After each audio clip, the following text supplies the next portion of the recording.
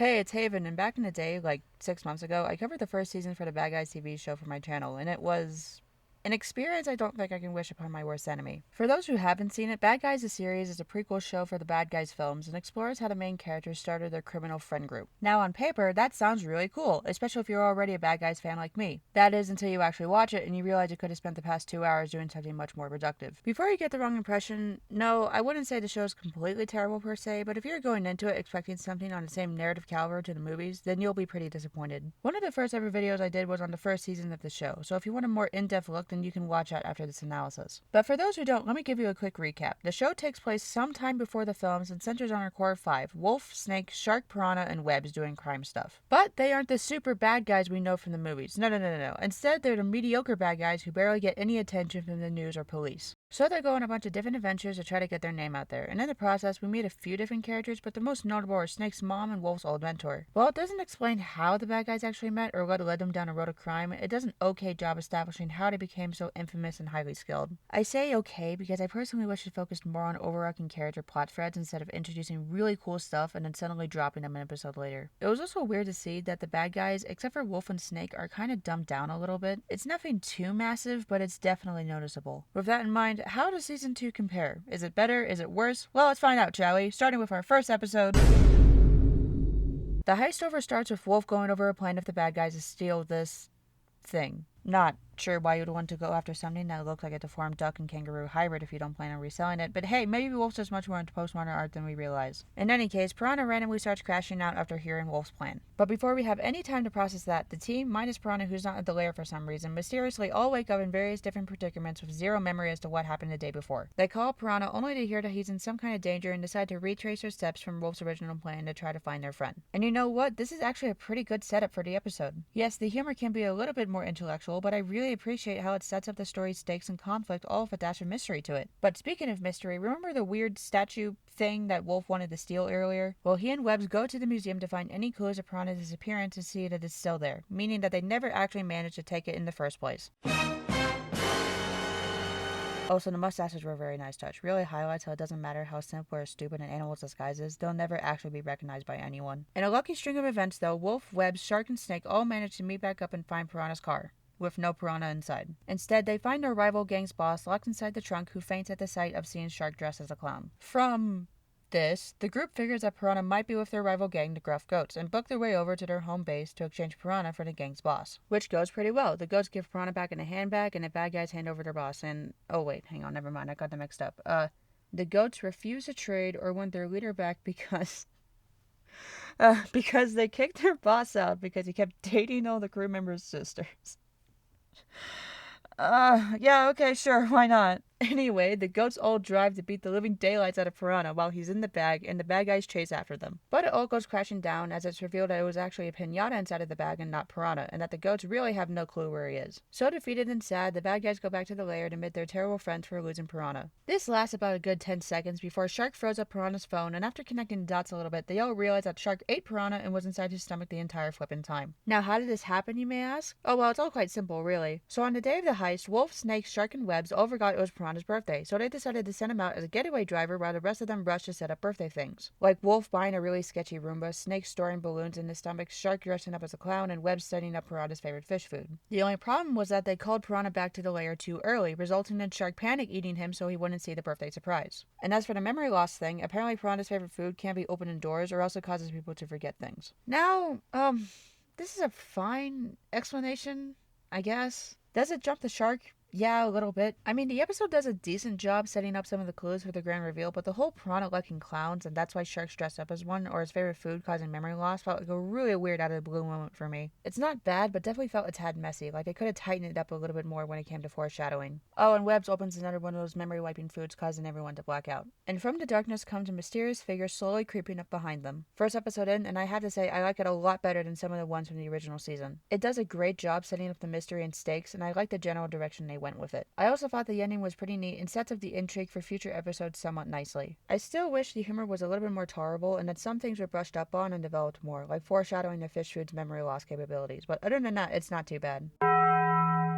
For our next episode, the plot's pretty simple. The bad guys hold a contest to see who can go the longest without committing a crime. Get it? Contest? Because they're all cons doing a contest? Get it? Also, what happened to the mysterious guy that ended episode 1? Did he just show up to the lair, stare at the bad guys while they're unconscious, and leave? Seems kind of weird, but okay, sure, our mystery guy really likes stalking people. Anyway, Snake lasts for a solid 10 seconds before having to steal something, while Wolf, Shark, and Piranha try their best to distract themselves from committing crime. What happened to Webbs? Oh, what was it? She's not participating because she works as a secret shadow lord for multiple different countries, and her being in the contest would result in the destruction of nations. Okay, I know I often pick on the show for having terrible humor, but I have to say, the times where it does land works really freaking well. Going back to the actual episode, Shark and Wolf decide to go outside while Snake tempts Piranha to do some crime, where he fakes security footage to sabotage Piranha to make it look like he stole money in his sleep.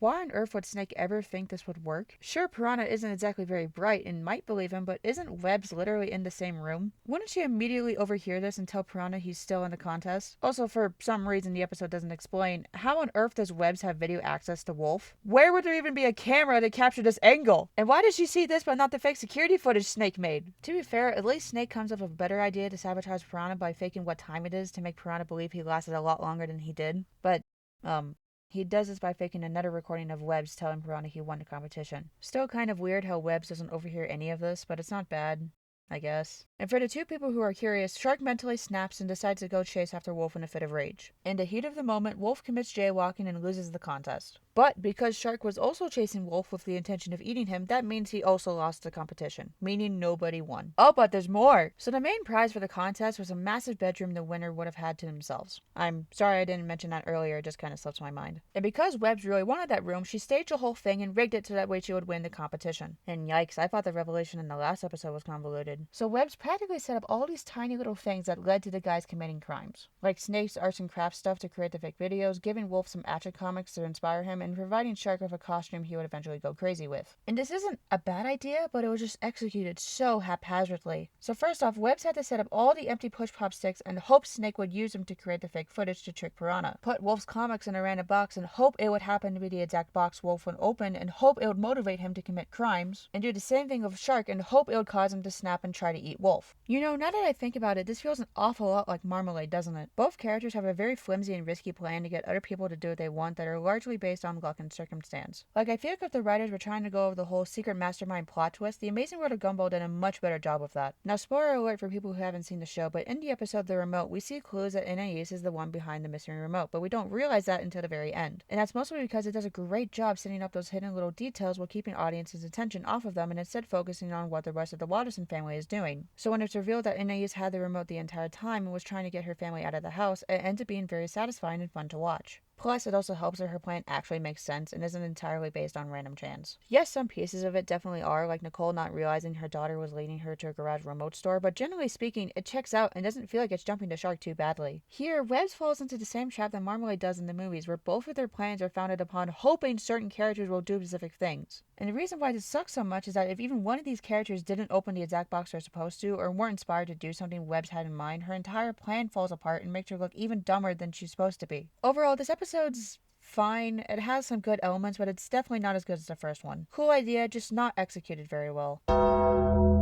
Natural High Story is one heck of an episode. It basically starts off with Wolf telling us the story of an ancient cave wolf named Talia, who in this universe was the first ever thief in history. Essentially, she was a master criminal who would always invade law enforcement, but who ended up meeting her untimely end being frozen in a giant lake. Keep that detail in mind, it will be important later. As Wolf continues to tell Talia's story, the rest of the bad guys quickly become bored and start robbing the museum by shutting off the power and running away. But ruh-roh, as soon as they leave, Talia wakes up from her icy sleep. Ooh. This goes exactly how you're expecting. Talia follows the bad guys home, and because Wolf believes he's a direct descendant of Talia, he welcomes her into the bad guys group with open arms. Which ends up being a bad decision, as Talia pretty much screws up all the bad guys' heists and plans. Oh, and by the way, Shark and Piranha are sneaking out to meet with a police officer where they play with dice.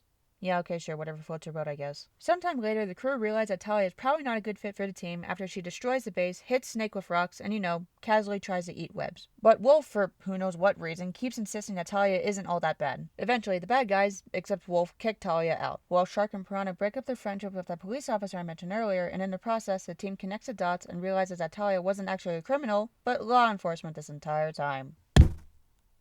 I genuinely don't think I've ever seen such a lazy plot twist in my entire life. Literally, in the opening moments of this episode, we visually see Talia's backstory. She stole stuff and got frozen in a lake. Heck, the museum even has the exact same necklace that she stole in her origin story that she just carries around all over the place. If Talia and this wolf in the painting are not meant to be the same person, then how on earth did Talia get frozen in the first place? And secondly, I understand that the Bad Guys franchise isn't exactly the most complex when it comes to storytelling, but I can definitely tell that the writers at least gave an effort to make the story as best and as logical as they could. In the first Bad Guys film, the whole point as to why the bad guys were bad to begin with was the fact that they were all feared predator animals that everyone was so afraid of. In fact, Wolf outright believes that because everyone will only ever see him as a dangerous wolf, then he might as well play the part. That's why he's bad. That's why he acts so sociopathic and has a love for crime. In this episode, we're told that Wolf is a descendant of Talia, and if it's true that she was a righteous and noble law enforcement officer, then why would Wolf ever believe that animals like him are inherently bad? Seeing someone like Talia could have motivated Wolf to consider that if his great ancestor could break out of societal expectations, then so could he, which completely breaks everything about his character in the movies. Am I spending way too much time overanalyzing one singular episode of a spin-off show nobody watches?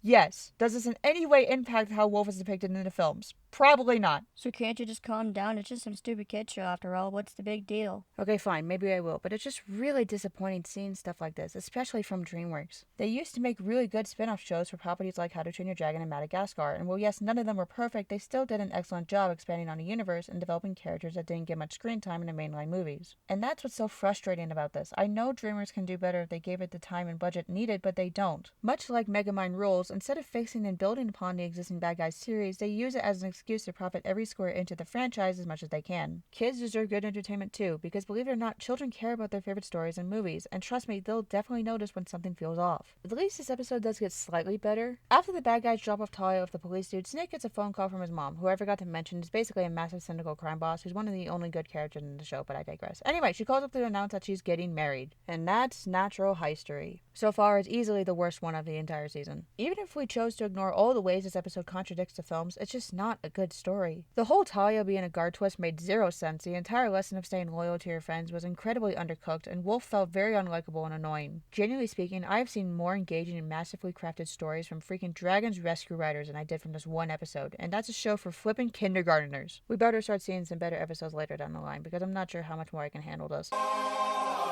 Alright, I'm not sure if this is because my expectations are at this point essentially shattered, but this is actually a pretty good episode. The whole plot is that Snake's mom is marrying Mr. Wigglesworth. Side character from season 1, all you need to know is that he attempted to put the bad guys in prison. Because of that, he doesn't necessarily have a good reputation for our main crew, and as such, the gang decides they want to ruin the wedding, both to quote-unquote protect Snake's mom, and for Snake to prevent her from feeling happiness. And honestly, it is very nice to see Snake's growth in this episode. One of my biggest complaints about the show is that it rarely focuses on what life was like for the bad guys before they met, and Snake's relationship with his mom is one of the few exceptions where this actually happens. His mother plays a massive role in his life and is pretty much the sole reason why he's so abrasive and closed off. Because of that, he holds a lot of resentment and bitterness towards her, which is pretty fascinating to watch play out. In the episode, Snake doesn't want his mom to get married because he doesn't want her to feel joy or happiness. And a large part of that is because of how much Serpentina, that's his mom's name, has effectively ruined his life. In a show where there's very little interesting character growth, this is extremely neat and one of the best aspects of the series. Yes, Snake's character in this episode did feel a tad bit rushed and could have been polished up in some bits, but generally speaking, it's very good, and I really appreciate how the writers decided to explore his character. Throughout all the attempts to get Serpentina and Wigglesworth to break up, one eventually hits and the two call off the wedding, but causes Snake's mom to emotionally break down. Seeing this, Snake starts to feel bad and decides to bring Wigglesworth and Serpentina back together. And it kind of works. They help Wigglesworth with a dangerous magic stunt and learn that Serpentina never actually wanted to get married and was only using it as an excuse to get the bad guys out of their lair. And while you can kind of see this twist coming from a mile away, it adds a lot of interesting drama between Serpentina and Snake, which is just pretty fun to watch. In any case, the bad guys rush over to the lair to see Wolf's old mentor, D.B. Cougar, which, while predictable, was actually kind of cool. I should also mention that Wigglesworth is a much better character now than how he was portrayed back in season 1, and I really liked how they decided to expand on him more. He's still a little flat, but hey, it's not terrible, and he does a decent job building up the story. My only concern of this episode is that I highly suspect Snake's character is probably not going to go into any more interesting places after this one, and I'm still a little worried about this DB guy, but who knows, maybe I'm wrong. But I guess we'll never really know unless we finally get around to...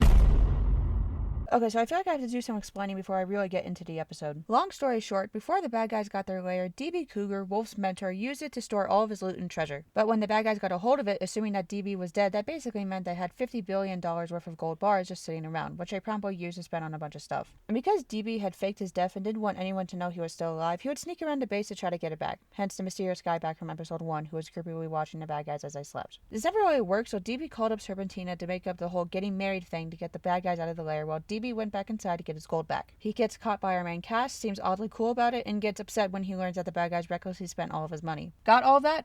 Good, because Wolf isn't exactly very happy to see DB, mainly since he practically abandoned Wolf and faked his death, disappearing from public consciousness. But DB decides to quote-unquote heal the broken relationship by planning a heist. But not just any heist, since apparently DB used to be part of a crime group, but when he stole the $50 billion, he betrayed his crew and took the money for himself. So his old gang doesn't really like him all that much. And because the bad guys effectively spent all of that money, DB's group now has their targets set on them. So to get them off their backs, DB offers to help the bad guys by pulling off a massive and grand heist to pay off the old crew, all while supposedly trying to restore DB's friendship with Wolf in the process. Our gang reluctantly agrees to this plan, not because they have an elite group of criminals on their backs or that DB's a really shady dude who's more than likely going to end up backstabbing them later, but because it would be cool to go on a grand heist. What a team of characters we're following. Nonetheless, the bad guys plus DB grab some jetpacks and go rob the Arrow Vault, or more specifically, a priceless item hidden in one of the free planes, with the other two being decoys. Since the bad guys don't know which plane has the treasure, they split up to go find it. And as such, Wolf and DB manage to get into the right plane where they have a heart-to-heart emotional scene. And yeah, I guess it kind of works. Essentially, DB apologizes for leaving Wolf, while Wolf admits he hasn't been feeling like a good leader, which is why the bad guys haven't been going on many heists recently. Now, on paper, this isn't a bad idea, but here's the thing. Wolf says he's been avoiding doing crimes because he doubts his ability as a leader, but we don't ever see this. The first episode literally starts with the bad guys planning a heist, which, keep in mind, is largely the creation of Wolf. We barely see Wolf resisting the idea of doing bad stuff in episodes 2 or 3. The reason why the bad guys haven't been doing any crimes recently is because they've just been busy doing other things, or at least that's how it's depicted to the audience. I think what would have made this scene a little bit better, and also what could have added to Wolf's arc, is if we actually see Wolf being insecure about his plans, and or the bad guys pushing back on his leadership to make him reconsider his skills to begin with. Again, it's not a massive issue, but still something I think could have been polished up on more. Back to the episode, to absolutely no one's surprise, DB is actually a shady dude who tries to convince Wolf to abandon the other bad guys. And to make matters worse, DB used some back alleyway app to hack the other planes, causing the rest of the bad guys to crash into the ocean. Yeah, okay, so ignoring the fact that DB somehow, some way knew which plane would have the treasure and managed to get his dinky little hacking app to work, we learned that DB never had a crew to begin with and only came back to get his $50 billion, not to reconnect with Wolf.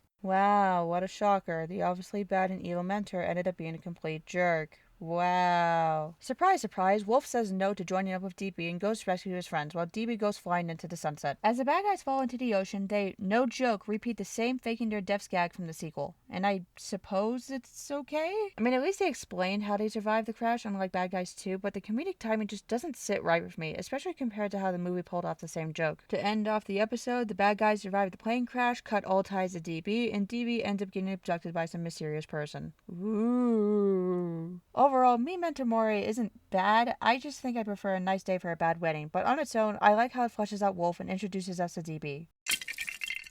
Double Jeopardy. I'm just 2 minutes into this thing and I'm already disappointed. This episode begins with the bad guys waltzing around the big city as they bask in their fame of stealing from the Arrow Vault. And I'm sorry, why does everyone look so awestruck? If you chose to disregard everything from the movies that would absolutely contradict this behavior, if you were a random citizen that just so happened to see a dangerous criminal you saw in the news just jaunting about the place, I bet your first reaction is probably not to treat them like some celebrity and instead go booking it in the opposite direction. Heck, why is no one calling the police? I thought they just sold $50 billion. Why is nobody treating this like it's a big deal? On to more important stuff, we learn that Piranha hates being the getaway driver and wants to join in on the heist stuff with the rest of the gang. But Snake wants to keep the bad guy's criminal streak going, which I'm not really sure what that means. Is that like committing a crime every day or until you get arrested? I'm assuming it's a daily thing, since why else would the guys be so concerned about maintaining it? And because it doesn't make a whole lot of sense if it wasn't. But technicalities aside, Piranha sadly agrees that he continues to be the getaway driver. And sometime later, the bad guys pull a simple heist and run into the bad guy copycats. Yeah, I freaking love these guys. Yeah, so these people are basically really bad criminals who are trying to be exactly like the bad guys. And I don't know why, but these dudes really make me smile. Oh, but Piranha snuck inside the bank, accidentally causing it to lock down, resulting in the bad guys being stuck with the copycats while the police make their way over. And speaking of the police, the cop from episode 3 shows up to defuse the situation. But because there's a massive festival going on, only one guy shows up to the scene. Don't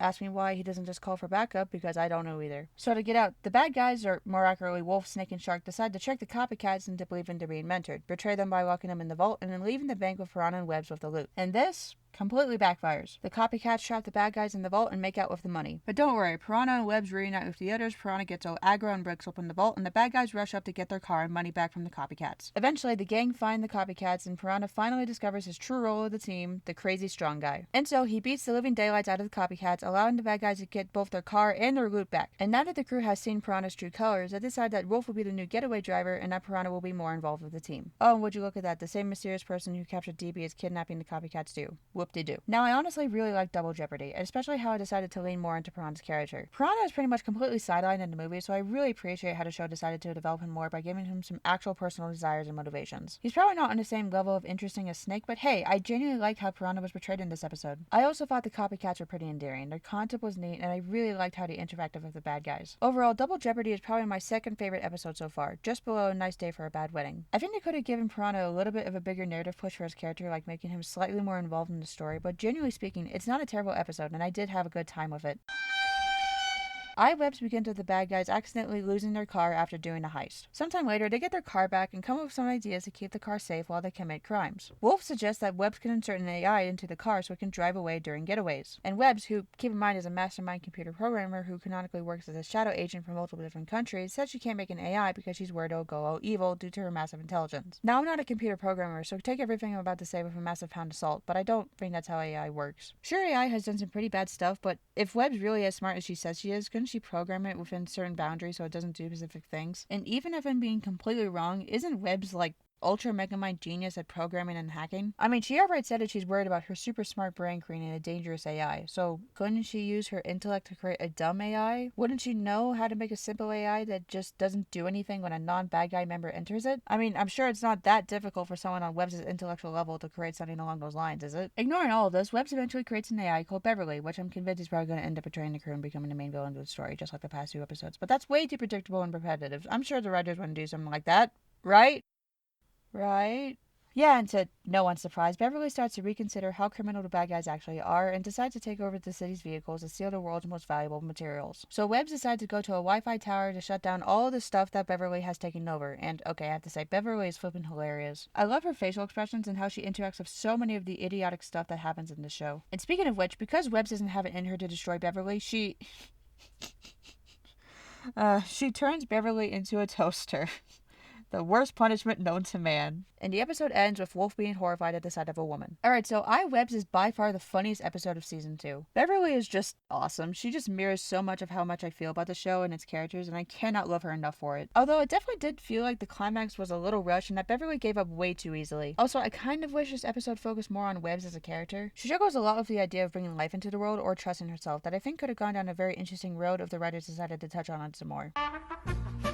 Episode 8. The bad guys want to steal an award from a famous actress, Vanna T, that Shark seems oddly obsessed over. As we later learn, Vanna once sabotaged Shark during an audition, effectively ruining his reputation and future as a professional actor. Now, I really hate to bring up the movies again, but I can't help but feel like this backstory could have been a little bit better and made more sense given the bad guys universe. So first off, we're told that Shark went to audition so he can use his fame as an actor to cover his crimes, which I suppose is an interesting idea, but wouldn't it have been better if this origin story helped to explain why Shark went down a criminal path? It's very clear from the movies that Shark, along with the other bad guys, are pretty much hated due to being dangerous animals. And I've already mentioned this, but the main reason why they went bad is because they figured if people were going to mistreat them and see them as monsters, then they might as well play the part. So what if for this origin story, Vanna T, the actress that sabotaged Shark, was actually a human instead of a manatee who didn't trust Shark or believe that someone like him deserved to be in the spotlight? Hence explain why she would ruin his reputation and why Shark would join the bad guys. And given that the show is meant to be a prequel to the films, it'll just make sense to explore why exactly the bad guys became bad in the first place. Who knows, maybe the writers already have an idea for how they want to cover that in later seasons or movies, but this just felt like a perfect opportunity to explain Shark's origins. But all that rambling aside, Shark secretly finds the reward Vanna won, keeps it to himself, and decides to disguise and act as Vanna to get revenge on her for ruining his acting career, much to the dismay of the other bad guys. While Wolf and Webbs keep Vanna busy, she starts to realize what's going on and demands to be taken back to set where Shark is disguised as her in exchange to help them keep their crime streak intact. Whatever the heck that means. Eventually, Vanna and Shark meet back up where Shark Shark learns the truth. Are you ready for this? Because I bet you're not. So this entire time, Shark believed that Vanna purposely gave Shark bad food before the audition so he'd get sick. But apparently, Shark misremembered it and it was actually Shark who ate the bad food and Vanna who tried to resist Shark from doing so. Seems like a pretty big detail to not remember, but at this point I really couldn't care less. The episode wraps up as Shark helps to restore Vanna's reputation. She allows the bad guys to steal her award. Her friendship with Shark is rebuilt. We get another woman jump scare. The end. So Bad Actors was such a nothing burger and a really disappointing one too. The entire episode's conflict is founded upon Shark completely misremembering past events, which results in him being a pretty flat character, especially compared to the rest of the crew. It's not as bad as Natural Heistery, I guess, since that was more frustrating than anything. The best way I can describe Bad Actors is boring and disappointing at worst and mildly interesting at best. It also doesn't help that it repeats the exact same ending teaser from episode 7 and doesn't add anything much to it. In conclusion, Bad Actors is a mediocre episode. Next. I'm dying.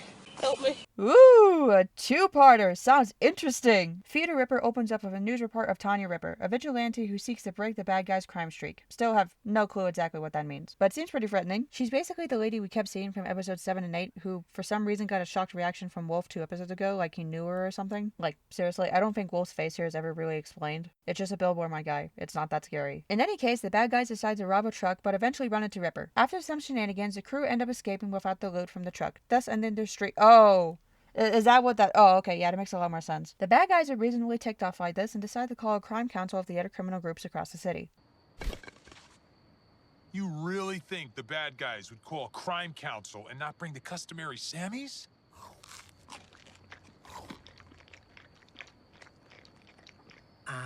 What is going on? Are we gonna talk? No one talks until the customary Sammys are consumed. It's customary.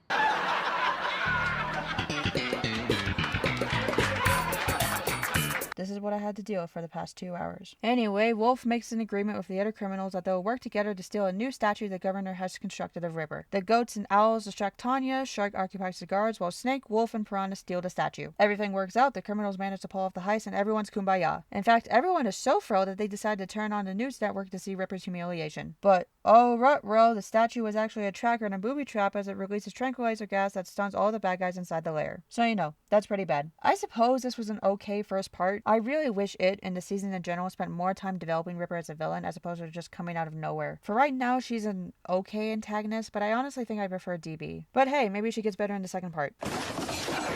The episode opens soon after the events of the first one. Ripper has secured a bunch of overbearing bots around the city, and the bad guys, along with their criminal buddies, are thrown into this futuristic-looking prison, which admittedly looks pretty cool. Anyway, Ripper goes into the super jail to give some evil speech about wanting to clean up the city or something, while the bad guys figure out a way to escape. Snake manages to trade around the prison for Web's computer so she can hack the cell's electric bars. Once they do that, the other prisoners help the bad guys to defeat the guards, and our main characters escape. But that doesn't last long, as Ripper's robots eventually catch up to the bad guys. Not to worry though, because Tiffany Fluffit, the reporter from the movies that the series made into a character that I just haven't mentioned up to this point, comes in to save our protagonist. She explains to them that Ripper is trying to make the entire city perfect by cracking down on all sorts of misbehavior. And the reason why Tiffany wants to help the bad guys is because she really misses reporting on crime stuff and thinks that Ripper has gone too far. And so the bad guys decide to save the city from Ripper's twisted control as Shark and Piranha go back to the prison to rescue everyone while Wolf, Web, Snake, and Tiffany rally up the city to turn on Ripper. Shark and Piranha manage to free all the prisoners, the city acts all super bad to get Ripper's bots confused, and Ripper accidentally litters, causing her robot guards to turn against her. Ripper gets arrested, and the bad guys go back to crime.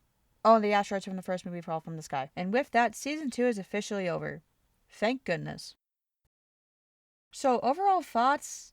Well, it's definitely better than the first season, I'll tell you that. Is it that much better? No, but I did appreciate how it got some more world building and character growth. I'm not sure if we're going to get any more of this series. I'm assuming not due to how season 2 ends, but man, if so, this show is really disappointing. Now, I'm already a pretty big fan of Bad Guys, so I was actually looking forward to seeing how DreamWorks was going to pull off a prequel show. Like exploring how the bad guys went down a life of crime, how they became a group, what their family or backstories looked like, and while the show does loosely touch on some of these aspects, it rarely ever does feel satisfying. And maybe that's my fault for putting too many expectations on it. In which case, though, I still don't think the series was all that good, even for a kids TV show. Yes, some of the ideas are interesting and fun, but a lot of the character growth was underdeveloped or just not that largely expanded upon. It's introduced as quickly as it's resolved and doesn't have a whole lot of time to really flesh things out. But I suppose it's time I address the characters in this series. All these characters I talk about will be ranked from worst to best. Excluding some of the more minor characters, I will be starting off with Tanya was such a weird antagonist, man. I said it earlier, but I genuinely had a much better time with DB than I did with Ripper. She kind of felt like a random addition the writers had to include, but just didn't know how to, so they just kind of shoved her in for the last 4 episodes. I think if she had a little bit more build-up and perhaps replaced DB as the big bad of the show, it would have made her a lot more polished. Not saying that's what I would have done. Personally, I would have just cut her from the show entirely, but if I was forced to keep her in, getting rid of DB might have been a good choice for her character and for the overall plot. Additionally, I believe it would have been cool if we saw more of her backstory. If DB was erased from the show, it would have given the writers a lot more time to develop Ripper and give us an insight into her character. Now, it didn't have to be anything massive or dramatic, but just something to make audiences believe Ripper was actually a threatening bad guy. In general, Ripper was a letdown and felt more like an odd and unneeded inclusion to the series.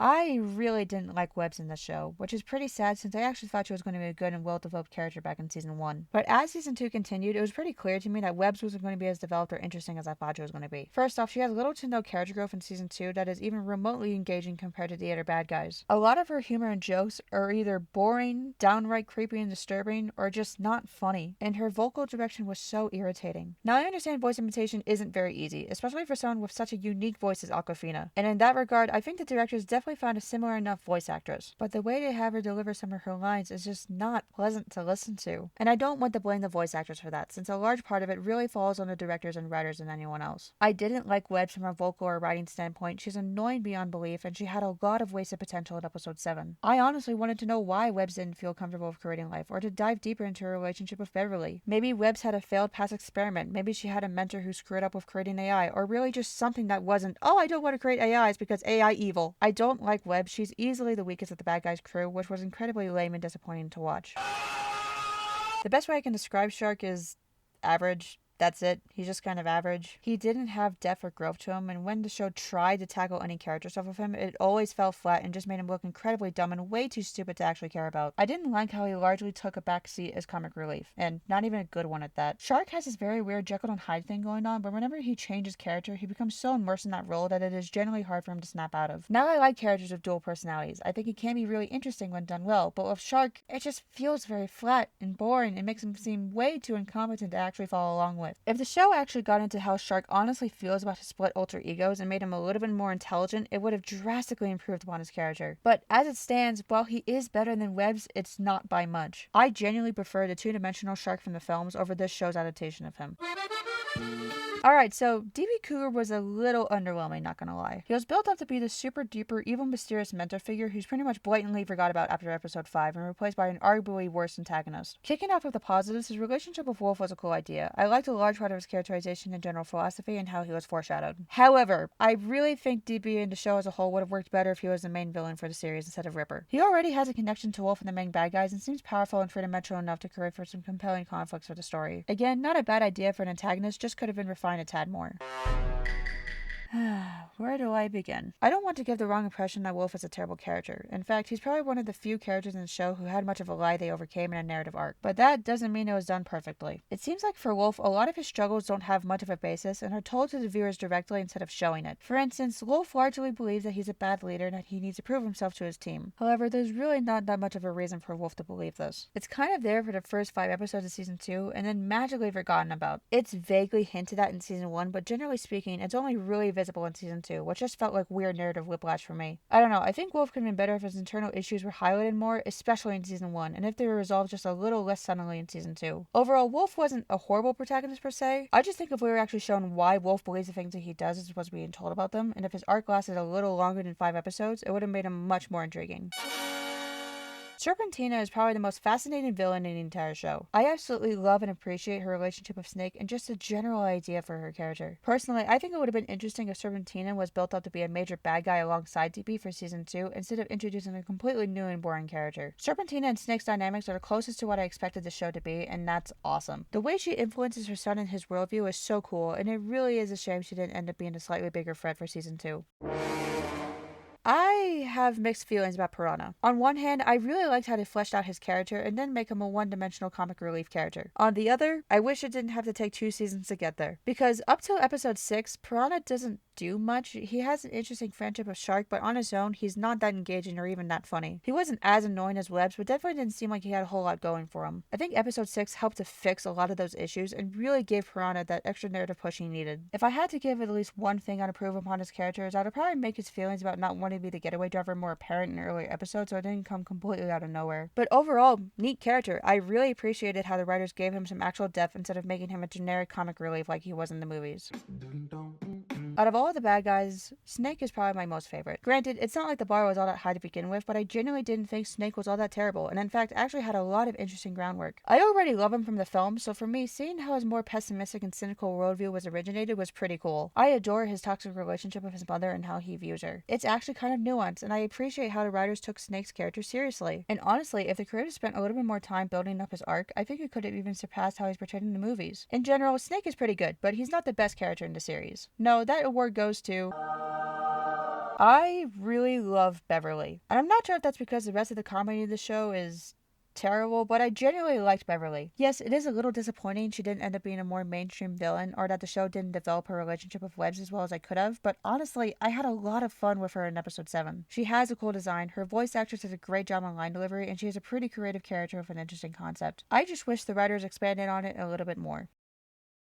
And that's my character ranking. And for those curious, here's my ranking for all the episodes in season 2. With all of that, I think that's everything I wanted to say about the show. Despite my rantings, I had a lot of fun making this video. I didn't necessarily hate the series per se, I was more just disappointed with it. It has good qualities that I think people will like, but for someone like me who cares about storytelling and who loves the Bad Guys franchise, not so much. I can't really recommend this series though, even as its own thing separated from the Bad Guys movies. It has a lot of narrative problems, poor humor, and lack of stakes and character growth, particularly compared to Netflix's other children's television shows. If you really want something along the same lines as Bad Guys the series but better, I'd recommend something like Race to the Edge. Trust me, you'll have a much better time with that than you will with this show. Or, you can always just stick with the movies. Now, if you excuse me, I've been at the microphone for a solid 9 hours straight today, and I'm looking forward to ending this thing. If you like this sort of stuff from me, just let me know what I should review and look at next time. Thank you for watching this video, and I'll catch you on the flip side.